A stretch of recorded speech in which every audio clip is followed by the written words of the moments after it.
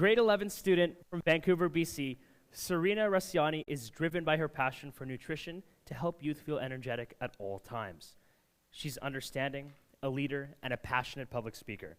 Her talk is about how transitions in life can be difficult. Let's give a warm welcome to Serena.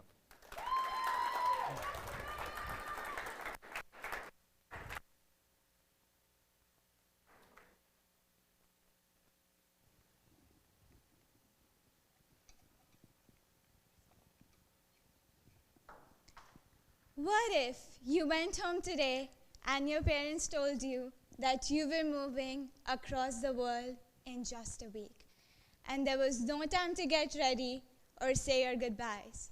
Nothing. Just pack and leave. How would you feel? Transitions in life can cause us anxiety. We want our biggest turning points to unfold in a predictable way and to our advantage. I believe that every single one of us is going through transitions all the time, like moving into university, starting a new job, or even trying a new sport. One of my most difficult transitions began in the summer of 2022. I had a pretty comfortable life in India, a huge family, and the best friends that anyone could ever ask for. I lived in dorms at school and loved being on a big campus with my friends in a lively environment. Then, in the summer holidays, when I went back home from dorms, I was told that we were moving to Canada. I had zero idea. I was told about it at the very last moment. I came home, and just like that, I was moving across the world. I was shattered. I was at my lowest. It wasn't fair. There's this quote in The Life of Pi that came to me at that very moment. I suppose in the end, the whole of life becomes an act of letting go. But what always hurts the most is not taking a moment to say goodbye. I realized my entire life was changing. I might never even get to meet some of these people who meant so much to me ever again. After moving here, it got even worse. Because I realized I knew no one. We had no relatives or friends. I had no idea what to do or how to meet people. Not only school, wherever I went, I didn't recognize anyone. There was a whole support structure for the newly arrived students who couldn't speak English. But I could, so they just left me to my own devices. As a family, we had to start building everything all over again from scratch. And all I could think about was that I didn't even sign up for this. There's a really interesting theory by Bruce Feiler about transitions. He says that life transitions have three phases. The long goodbye, where you mourn the past that's not coming back. The messy middle, where you drop certain habits and create new ones. And the new beginning, where you unveil your new self. The key is that changes are difficult. So start with your superpower, build confidence in yourself, and move on from there. One of my strengths was that I wasn't afraid to be vulnerable. I mourned the past. I felt every bit of it. Quickly, I realized I can't be miserable anymore because nobody's going to come and fix this for me. If I really wanted a happy life, regardless of all the challenges, it was really only my choice. In India, I was always in my comfort zone, and that meant I rarely grew, changed, or challenged myself. So now that I think of it, I feel immensely grateful for the fact that I got out of that comfort zone at the right time. I could have easily sat there and blamed my parents. Oh, they didn't even consult me. But whenever you find yourself blaming someone, it only gets worse. So I started to embrace it. Of course, it wasn't that quick, but at least I started acting like it. Fake it till you make it. It really works.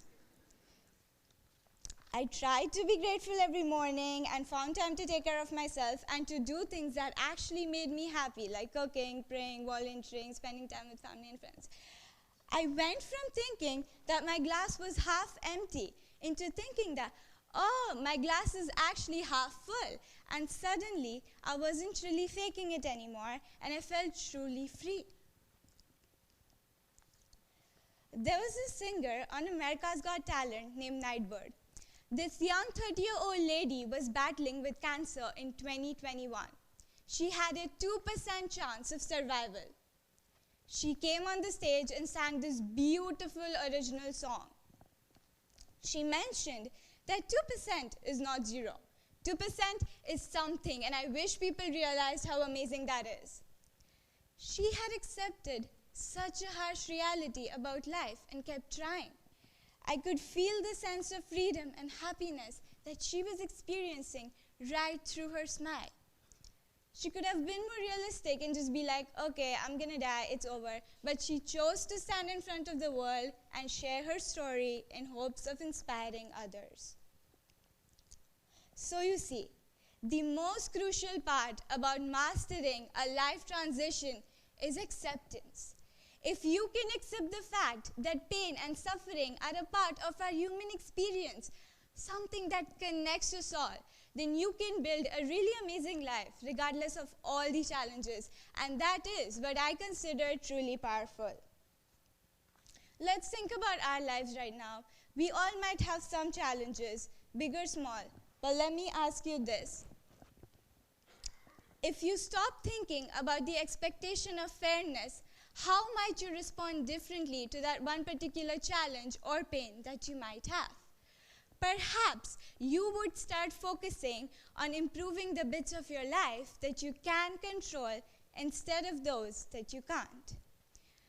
Perhaps you would start to realize that peaks cannot exist without valleys in life. I am at the third phase of this transition right now, the new beginning.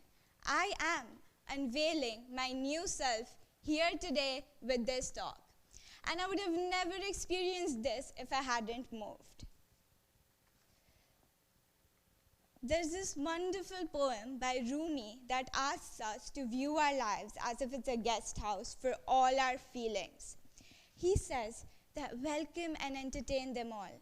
It could be joy, depression, sorrows, invite them all in. Because at the end of the day, none of them are going to stay for long in a guest house. So, if you stop trying to grasp onto things and make them work exactly how you want, you'll free yourself from your own made-up expectations of fairness, and you'll start inviting every change, every transition, every experience into your very own guest house. Thank you.